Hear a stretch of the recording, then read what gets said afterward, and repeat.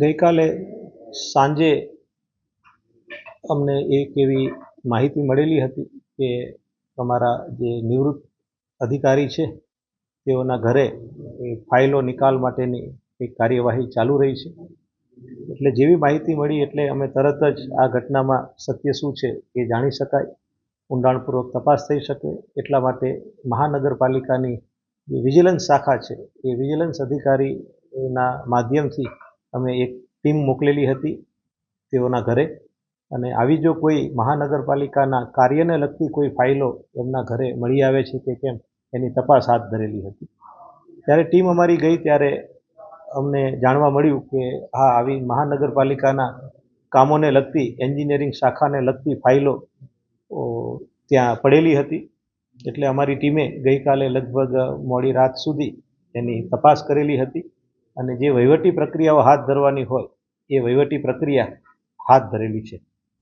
એ કાલે જે સ્થળ ઉપર જે ઘટના બની એનાથી લગભગ 40 જેટલી ફાઇલો એમના ઘરે હતી એવું જાણવા મળેલું છે. અને ફાઇલોની સાથે સાથે એ કામને લગતા બિલના રજિસ્ટર અને અમુક સંખ્યામાં મેઝરમેન્ટ બુક એટલે MB પણ ત્યાંથી મળી આવેલી છે. એટલે સમગ્ર કામગીરીનું પંચનામું કરી અને વહીવટી પ્રક્રિયા અમે કરેલી છે. હવે આગળ આપે જે પૂછ્યું એ રીતે તપાસ થશે, પણ જે રીતે પ્રાઇમરી વિગતો સામે આવી છે એ મુજબ એમના કાર્યકાળ દરમિયાન ત્યાં કોઈ જે બિલ પ્રોસેસની અંદર કોઈ જગ્યાએ સહી રહી ગયેલી છે કે કેમ એવી બાબતો સામે આવેલી છે. પણ આની તપાસ થશે. અમારી વિજિલન્સ શાખા જે છે એ ઊંડાણપૂર્વક તપાસ થશે. શા માટે ફાઇલો ગયેલી છે, કોણ ત્યાં ફાઇલો લઈ ગયેલું હતું, અને એક વખત રાજીનામું મંજૂર થયા પછી આવી ફાઇલોની અંદર કોઈ પાછળથી સહી થઈ શકે કે કેમ આ બાબતની ઊંડાણપૂર્વક તપાસ હાથ ધરવામાં આવશે. અને તપાસ હાથ ધર્યા પછી જે સત્ય સામે આવશે, જેની પણ ફરજના ભાગરૂપે કોઈ બેદરકારી અથવા દુરુપયોગ કરેલાનું માલુમ પડશે તો જરૂર એની સામે નિયમ અનુસારના પગલાં લેવામાં આવશે. મહાનગરપાલિકા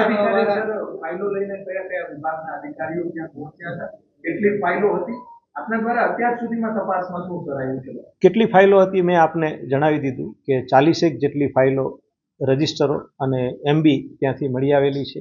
એ જે વિભાગનો હવાલો સંભાળતા હતા રાજીનામું મંજૂર થયા પહેલાં એ વોટર પ્રોજેક્ટ અને ડ્રેનેજ પ્રોજેક્ટને લગતી ફાઇલો હોવાનું પ્રાથમિક દ્રષ્ટિએ જણાઈ આવ્યું છે.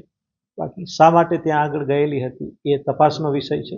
એ તપાસના અંતે એ જરૂર ખ્યાલ આવશે અમને કે કેવા સંજોગોની અંદર લઈ જવામાં આવી છે, હેતુ શું હતો, અને એમાં કંઈ પણ ગેરકાયદેસર થયેલું હશે અથવા સત્તા મર્યાદા બહારનું કોઈ કૃત્ય થયેલું હશે તો જરૂર નિયમ અનુસારની સામે આપણે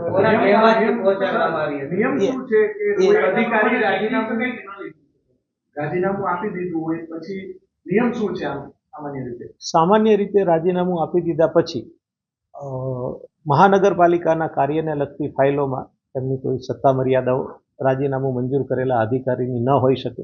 એટલે ફાઇલો ઉપર કોઈ નિકાલ કે નિર્ણય કરવાના અધિકારો રહેતા નથી.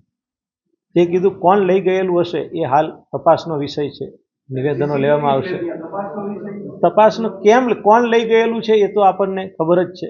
શા માટે લઈ ગયેલું છે એની તપાસ કરવાનો પ્રસંગ ઉપસ્થિત થશે કે ભાઈ કેવા સંજોગોમાં ત્યાં આગળ ફાઇલ લઈ જવા માટેનો હેતુ શું હતો. સીસીટીવી ફૂટેજ છે એની પણ અમે મેળવીશું નકલ. સીસીટીવી ફૂટેજને ગઈકાલે ફાઇલો બરામદ કરેલી છે. હજુ ફૂટેજને આ બધું લેવા માટેની કાર્યવાહી આપણે ચાલુ છે. મેં આપને કીધું તપાસ કર્યા પછી જે જવાબદાર હશે, રાઈટ, એ કેવા સંજોગોમાં લઈ ગયેલા હતા, કોના કહેવાથી લઈ ગયેલા હતા, એ બધાની સામે કાર્યવાહી થશે.